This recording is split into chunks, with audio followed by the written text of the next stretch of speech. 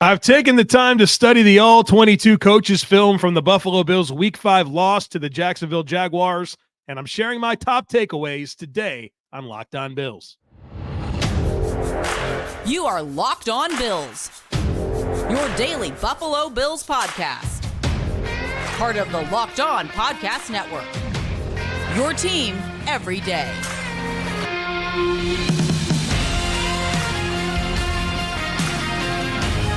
What's up, Bills Mafia? It's Joe Marino, author of Go Bills and Buffalo's Run, also the co-host of the Locked On NFL Scouting Podcast, and I'm your host of Locked On Bills. I want to thank you for making Locked On Bills your first listen every day, and a big welcome and shout out to our everydayers. You know who you are. Those of you who never miss a single episode, I appreciate y'all being here very, very much. I'd also like to invite you to subscribe or follow for free on YouTube or wherever you listen to podcasts. We're part of the Locked On Podcast Network, your team every day. Today's episode is brought to you by Gametime. Download the Gametime app, create an account, and use code LOCKEDONNFL for $20 off your first purchase. Last-minute tickets, lowest price, guaranteed. Well, folks, I did the thing where I studied the Bills' All-22 coaches film from Week 5, the matchup against the Jacksonville Jaguars, and I'm here today to share with you all of my top takeaways. And so I went into the film study wanting to know some things. I wanted to know why the Bills struggled to run the football with James Cook. I wanted to know if there were some opportunities in the passing offense that were missed and what they were, because obviously, as you remember from our post-game reaction podcast, I put a lot of this back on the offense. And I came away with some interesting takeaways, and I want to share those with you. Of course, our snap counts. On the defensive side of the football, we had 3 players that haven't really played much this year that we got a chance to see in Kaiir Elam, Dorian Williams, and Tyrel Dodson. Want to share my observations from studying them, in addition to the defensive snap counts and, of course, studs and duds. So a lot to get to here in the All-22 review, which I love doing this because we got to do the immediate reaction, and that's important, and it's a big part of what we're always going to do. But after you have the time to study the film, you can speak with confidence about what happened and what the dynamics were in the football game. And I feel a little bit different than I did yesterday. I'll be honest with you. So let's get into it. Let's start with this issue that the Bills had running the football. James Cook in this game, 5 carries for -4 yards. Josh Allen, your leading rusher. And I thought the run opportunities for Latavius Murray and Damian Harris were fine. They were reasonable plays, getting 3-4 yards. They were fine. But something was off when James Cook was running the football. And James Cook, of course, is the lead running back. Again, 5 rushes, -4 yards. It feels like we're going in the wrong direction here with James Cook. And what I would boil it down to, and I want to get into some specifics, if I were to boil it down to one thing, math fails. And you're thinking, Joe, what are you talking about? Math fails. Well, one thing we try to bring up on this podcast somewhat regularly is that running the football is often about numbers. Are the numbers advantageous for you to run the football? How many players do they have in the box? How many players do you have to block them? Is it on your side? If the answer is yes, you're probably going to be successful running the football. If they favor the defense, it's going to be a lot harder to run the football. Jacksonville, especially early in this game, gave the Bills heavy boxes. I'm not talking 7-man boxes. I'm talking 8, 9-man boxes. And I think they knew that the Bills want to be a 2-dimensional football team and knew that they would be more committed to running the football earlier, and they loaded up on the box. And the Bills just ran the ball anyways. They didn't have advantageous numbers, and they ran the ball anyways. Math fails. You didn't have the numbers to run the football, and that is a hallmark characteristic of a Mike Caldwell defense who, as we talked about, stems from the Todd Bowles coaching tree, which is all about the extra player in the box. And so whether or not Jacksonville lined up with a heavy box look or they moved into a heavy box look at the snap, they committed a lot of players to the box. And that set up their entire defensive game plan because they did that early, and then they used that to generate some good pressure looks. So let's get into some of these failed runs by James Cook, and let's look at what happened. We'll first start with the good run. He had one good run. It was the first run that he had in the game, the first play of the game offensively for the Bills. And it was an 8-man box. But what the Bills did well here is they ran to the weak side. And so what they did is they pulled Dion Dawkins and wrapped him around to the play side from the backside, and they had a numbers advantage, or it was at least even, with Dion Dawkins pulling. You had a hat on a hat, and you got 5 yards. And then pretty much everything after that was bad running the football. Second run from James Cook, an 8-man box. Connor McGovern pulls and takes on his block. He's trying to pull and kick out Trayvon Walker, the edge defender. And he does so with the wrong leverage. He blocks him with his outside shoulder. He had to block him with the inside shoulder. And so because he attacks that block with the wrong leverage, it pushes James Cook away from the play design, which if he sticks with it, there's a small crease for him to work with. You also pulled Dawson Knox from the backside, and he tries to correct Connor McGovern's block when he should be blocking somebody else altogether. But at that point in time, James Cook is already committed to working away from where the ball is supposed to go. So your timing and your assignments were all jumbled up. No gain against an 8-man box. Can't do it against an 8-man box. Even if you play side on that snap, you've got O'Cyrus Torrence, Spencer Brown, and Dalton Kincaid all blocking one guy before they get to their second level assignment. So it was just all jumbled up. The next run that I want to get into, 2nd and 1 after the 9-yard completion to Gabe Davis. Split backs out of shotgun. This play is a microcosm of all the issues the Bills had running the football. Split backs out of shotgun, one of them being Khalil Shakir, who's to the left. And if James Cook is to Josh Allen's right. Jacksonville has 9 players in the box. 9 players in the box. And it's that quick pitch to James Cook out of shotgun. And on that play side of the formation, the Bills have 4 blockers to block 5 Jaguars. Folks, not a math guy, but that's easy math. They got 5. You've got 4. You can't run the play. You can't. You got to audible check out of the play. You can't run that play. And you'll never guess what happened, folks. The unblocked player shoots through and tackles James Cook for a loss. Math problems. They got 5 to block. You've got 4 to block them. You can't run the play. The Bills ran the play. 2nd and 10. First run of the second half. You get a really nice run look here. You actually have 4 guys to block 3 on the play side. Looks good. James Cook just makes an awful decision to go outside. Everything was sealed up for him. And I would say he didn't read the leverage of the blocks, but he didn't read anything. He just got the ball and went outside completely away from where the structure of the play was designed to go. He didn't read anything. So just an awful decision by James Cook. It should have been about 10 yards before he was even touched. You had the math in your favor that time. And because James Cook just decided that he was going to go outside, you lose a yard instead of probably getting at least 8 to 12 yards, assuming you can't make one guy miss and go even further. So the run game issues, again, I pointed out 4 plays, but I thought they were indicative of what I observed. You had math fails where you ran the ball into situations where it's not advantageous to run the football. But then you also had some decision-making issues from James Cook in particular. Again, Latavius Murray and Damian Harris were fine. They were fine.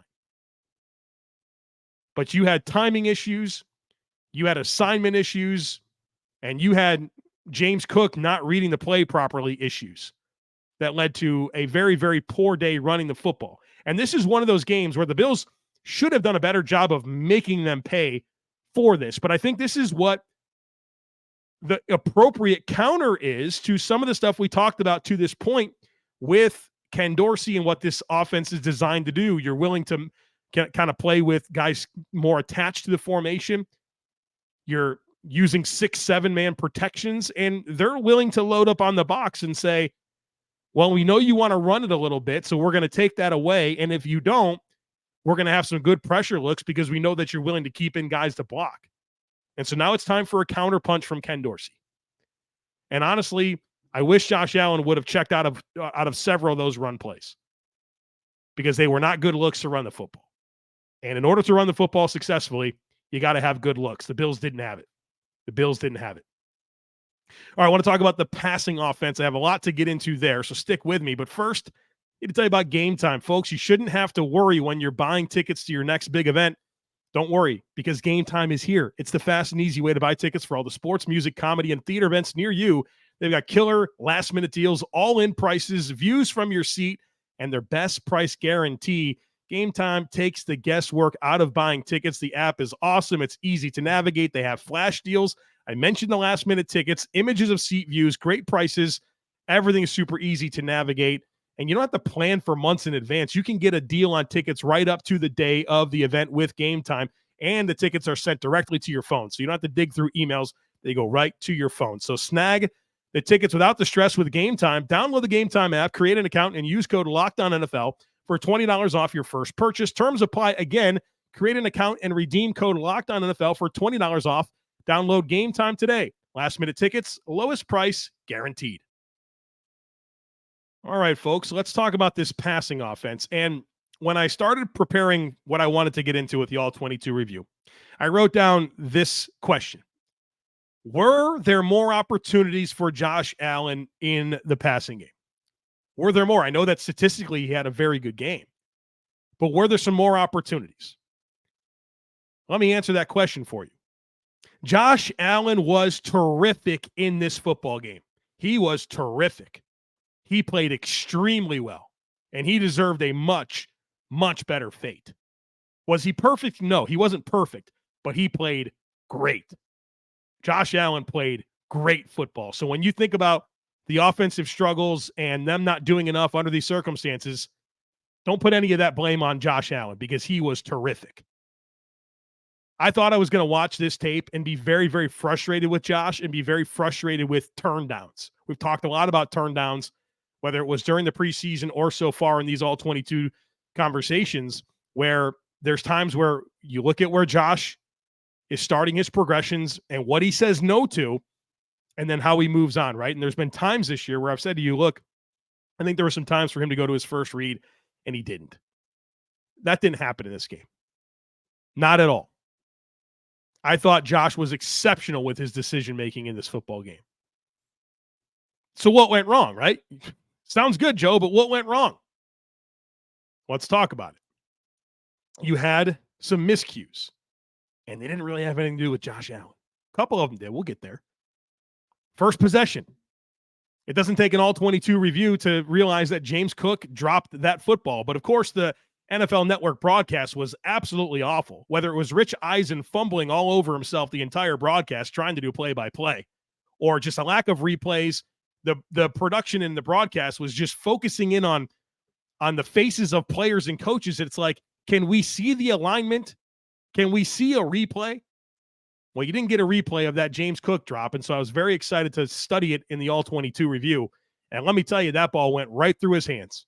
Yeah, it had a little tempo on it, but that's a far throw. He's got to catch the football, and he's got to turn off the field and get a first down. So where was the offensive production? That's a big deal. That's a big deal. You take away a fresh set of downs for Josh Allen. That's at least 3 more plays. And we know the Bills have like the really good in terms of sustaining drives. Like all the metrics this year have been really good.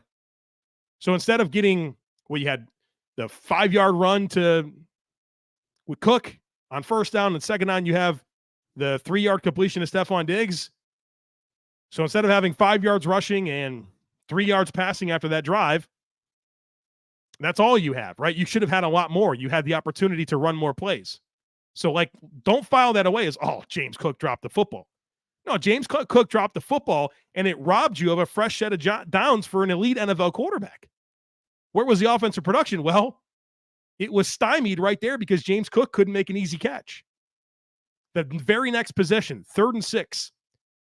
Dalton Kincaid catches the football. It turns up the field. He gets 5 yards. He needed to get 6. Was it a tough situation? Yeah, I mean, that safety was coming down. He was right up against the sideline. You'd like to see him get 6 yards instead of 5. It's not as egregious as James Cook not being able to catch that football, but again, you're robbed of a fresh set of downs early in the football game. The next possession, 3rd and 3. Dawson Knox dropped the football. A great job by Josh Allen. Faced some quick pressure, found some space in the pocket, moved around, got his eyes down the field, found Dawson Knox, and put it in a very reasonable place for Dawson to catch the football. And instead of putting 2 hands out to catch the football, Dawson kind of slides one out. He can't make the play. Again, you're robbed of a fresh set of downs for Josh Allen, an elite NFL quarterback. How about the 1st and 10 bomb to Stefon Diggs from the Bills' own 10-yard line? You remember the play. I mean, it was 1st and 10. The Bills had the ball at the 10. Josh launches it down the field, and Stefon Diggs turns around and catches it like it's a punt. Yeah, that ball was underthrown. Should have been a touchdown. Went 50 in the air, needed to go 60 in the air. If it does, it's a touchdown. You get another 50 passing yards, a touchdown, and instead on that drive, you didn't score at all. You didn't score. So yeah, Josh Allen underthrew a pass that went 50 yards in the air. Okay, well, then you get on that same drive, right? So you don't get a touchdown on that play. It's the 2nd and 10 drop by Gabe Davis, right in his hands, drop the football. And then on the 3rd down, people forget about this. You have a great off-script play by Josh Allen to extend it, work to his left, and he finds Dawson Knox down the field, but the ball is a tick high. And you're forced to punt after getting a 50-yard completion to Diggs. You should never punt in a situation where you have a 50-yard completion on a drive. But that's what happened because you had a drop, and in a play where your quarterback makes everything happen, he's a tick high. So what do you want to point to on that drive? The underthrow? Okay. I point to that drop by Gabe Davis. I mean, you talk about a 50-yard throw down the field. And then you have the interception. This is a play that bothers me a lot. Not that it was intercepted. You can live with the interception. In fact, it's a great punt in that situation, especially on 3rd and long. But watching that play on the All-22, it's even more maddening. First of all, the ball was probably a tick underthrown. But that ball went 70 yards in the air. He threw it at the 31 and got it down to about the 9. He launched that ball. And yeah, it was a tick underthrown. But Steph Diggs has to catch the ball. And I saw the replays. I've seen pictures of it. Steph Diggs has his hands on the ball. Darius Williams is not even looking for the football and is able to outmuscle Steph for the football. I know Steph makes lots of plays. I love him. My favorite receiver in the game, right? I'm not going to sit here and dog Stefon Diggs, but you'd like to see him make that play. So when you think about missed opportunities and miscues in a game where your offense didn't do enough, there you go. Could the ball have been a little further out there? Yeah, I mean, but it's a 70-yard throw. So those are some of the opportunities that you missed. Generally speaking, you had other problems. Yards after catch, completely non-existent. You averaged 2.6 yards after catch per reception in this game. You had 69 total yards after the catch, and 26 of them came from James Cook on a couple of dump down passes. So 3 completions to James Cook, you get 26 yards of yak. And on the other completions, you get 24. 24 yards of, or excuse me, you have 24 completions, so you have 43 yards of yak on the rest of them. You have 1.8 yards of yards after catch per reception. Guys were catching the ball and getting tackled. So no additional yardage. Probably a tired football team that can't fight for extra yards, right? Maybe that's what it is. Tired football team, you're underthrowing a couple of passes. Tired football team, you can't put 2 hands out to catch a ball. 22% of Josh Allen's, this is a big stat here, 22% of Josh Allen's passing yards came yards after the catch. That is a very, very small number. The next lowest in the NFL from week 5, Lamar Jackson at 33%. Most quarterbacks were 45 to 50% of their yards after the catch. I think Tua was like 78% of his yards this week were after the catch. Josh Allen, 22%. Nobody broke a tackle. Nobody made a play after catching the ball. And credit the Jags. They did some really good things here. They had some good pressure looks like we talked about. They took those heavy boxes and turned them into good pressure looks. I thought Josh managed the pocket really well, and I thought he felt the pressure extremely well. He didn't even get sacked. But they were able to speed him up a little bit. They were able to move him off his spots. They were able to stress the protection schemes, and they contained him pretty well, all things considered. The Jaguars blitzed 47% of the time, which is a pretty high clip. And Josh was 9 of 18 for 67 yards against the blitz. And, of course, those pressure looks, those heavy boxes, they made the play-action game pretty tough. You know me, I love the play-action. I want as much of it as possible. But heavy boxes and blitzes aren't great to run play-action against. And the Bills ran play-action 23% of the time. Josh was really good, 7 of 8 for 119 yards with play-action. I wish they could have run it more, but you didn't necessarily have the greatest looks to do it. You also got away from using David Edwards as a big tight end. You only had 3 snaps of David Edwards doing that. And that's something, especially when they're loading up the box and you have to protect, you have to keep extra bodies in. You might as well do it with David Edwards a little bit more than you did. But the bottom line here is that there's a lot of things that stopped drives from continuing, right? Stopped giving a fresh set of downs for Josh Allen. Bad math in the run game. And still running it anyways. Drops, no yards after catch. You had some penalties. So good defense by Jacksonville in terms of pressure looks. They tackled extremely well. The Jaguars were only credited with 3 missed tackles. By comparison, the Bills had 19. You heard that correctly. The Jaguars had 3 missed tackles. The Bills had 19. Tired football team. Not doing fundamental things correctly. Committing penalties. Not making tackles, not getting yards after catch, dropping footballs, tired football team. Real quick on the offensive snap counts before we get to defense. You played 60 snaps of offense. Josh Allen, obviously, in for all 60 of them. At running back, James Cook, 37 of 60. Damian Harris, 11 snaps. Latavius Murray, 11 snaps. Reggie Gilliam, 7. At wide receiver, Gabriel Davis, 54. Stefon Diggs, 52. Khalil Shakir, 19. Deontay Hardy, 15. Trent Sherfield, 11. Dawson Knox, 42. Dalton Kincaid, 32. On the offensive line, all your starters played 60 snaps except for Deion Dawkins. Missed 1 play. He played 59 snaps. Ryan Vandemark, 1 snap. And David Edwards, 3 snaps. Let me comment on something real quick before we get to defense. I've seen a lot of narratives out there on social media forming. Well, how can Khalil Shakir get the most reps at wide receiver 3? How come Dalton Kincaid doesn't have more snaps? Folks, the Bills' offensive issues in this game had nothing to do with Trent Sherfield or Khalil Shakir or Dalton Kincaid or any of those players and how many snaps they got. It came down to bad math in the run game and still running the football. It came down to a couple of penalties, a few drops. Maybe you wish a couple of throws were slightly different. That's what it came down to. It wasn't forcing a narrative over which ancillary weapon you want to be more involved in the offense. It's nothing to do with that. Nothing at all. So take that out of your thoughts because it's not a helpful part of the discussion. It has nothing to do with what happened to the Buffalo Bills offense in this game. All right, let's talk about the defense here in just a moment. But first, snap into the action this NFL season with FanDuel, America's #1 sportsbook, because right now new customers can get $200 in bonus bets guaranteed when you place a $5 bet. That's $200 in bonus bets, win or lose. So if you've been thinking about joining FanDuel, there's no better time to get in on the action. The app is so easy to use. There's a wide range of betting options, including spreads, player props, over-unders, and more. I love the player props. Said it yesterday. I went 5 for 5 on Sunday during the Bills game for player props. So those are really fun. Check them out. Visit FanDuel.com/lockedon and get this NFL season going.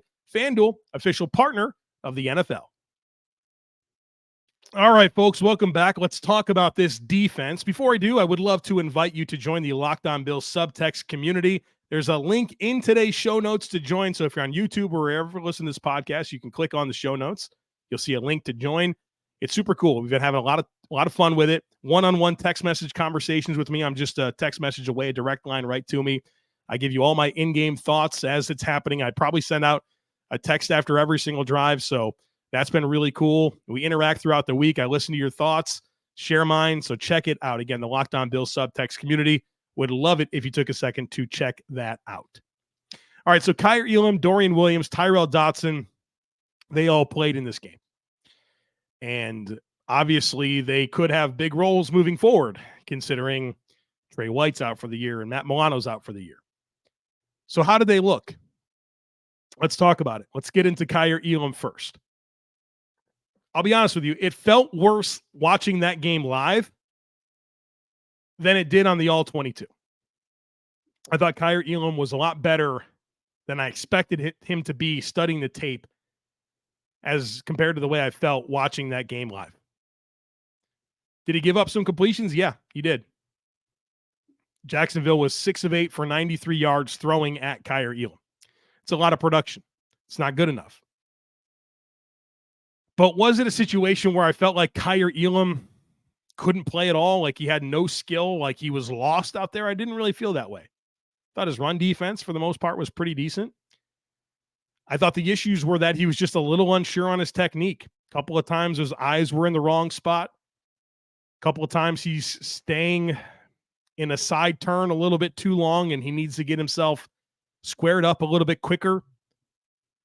A couple of times it feels like he's trying to disguise a coverage and is a little bit late. Seems like an under-rep football player that has fixable issues. I'm much less discouraged coming out of watching the All-22 than I was watching the game. Now, do I still think that Christian Benford and Dane Jackson should be out there over him? Yes, I do. But I'm not feeling like Kaiir Elam is a lost cause. Does he have work to do? Yes. Does he have to find some confidence? Yes. Was he benched in the game for that last drive and they brought in Jamarcus Ingram? Yes, all that stuff happened. He was vulnerable out there. But it wasn't as bad as it felt. And I think it's fixable. I think he needs to play with a little bit more confidence and trust his technique, because it's not like he's getting completely cooked. He's not getting all twisted up. He's just a tick late. To me, it feels fixable. As for Dorian Williams, so Dorian Williams got the first opportunity to come in after Matt Milano went down. And I thought there was some good and there was some bad. I like the way he runs. He plays physical. He drew a holding penalty in the game. He plays fast. Now, he also gets twisted up, right? There's a couple of misdirection plays where he got twisted up. He missed 2 tackles in space where he's got to come down with those plays. And after the second missed tackle, that's when Tyrel Dodson got his first opportunity. So he looks like a rookie 3rd-round pick that's athletic. That's what he looks like. He's running around, making full-speed mistakes. His athleticism does put him in some good positions. He plays physical, but he's a guy that just needs more time on task. That's what I'd say it comes down to. So some good and some bad, which is, I think, what you would expect. For Tyrel Dodson, I thought he played pretty well. Good physical downhill play. I thought he was fine in coverage. I don't think he had any missed assignments. Were there times where I felt like his athleticism failed him a tick? Yeah. But when he was out on the field, that freed Terrel Bernard to be a little bit more versatile and be more matchup specific, kind of more of the Matt Milano role. And so I like that about him. And so I think moving forward, you probably want to be a little bit game plan specific with these two guys. You want to mix them both in, perhaps. There might be games and situations where you want Dorian Williams with Terrel Bernard. There might be some situations where you want Tyrel Dodson with Terrel Bernard. But they both give you something a little bit different, and I thought both were reasonable. I thought if you said which one played better, I'd say Dodson. But, of course, the upside remains with Dorian Williams, and I kind of like the way that he just plays full speed. Even if he's wrong, he plays full speed. So there's give and take with both sides of it, but I thought both guys were reasonable. But Dodson played better. Again, the upsides with Dorian Williams. A couple other defensive notes. I'm encouraged that Terrel Bernard continued to play well, even without Matt Milano next to him. That was encouraging. I think Kingsley Jonathan deserves a shout-out, played a lot of snaps in this game. He actually forced that fumble that I thought Ed Oliver did.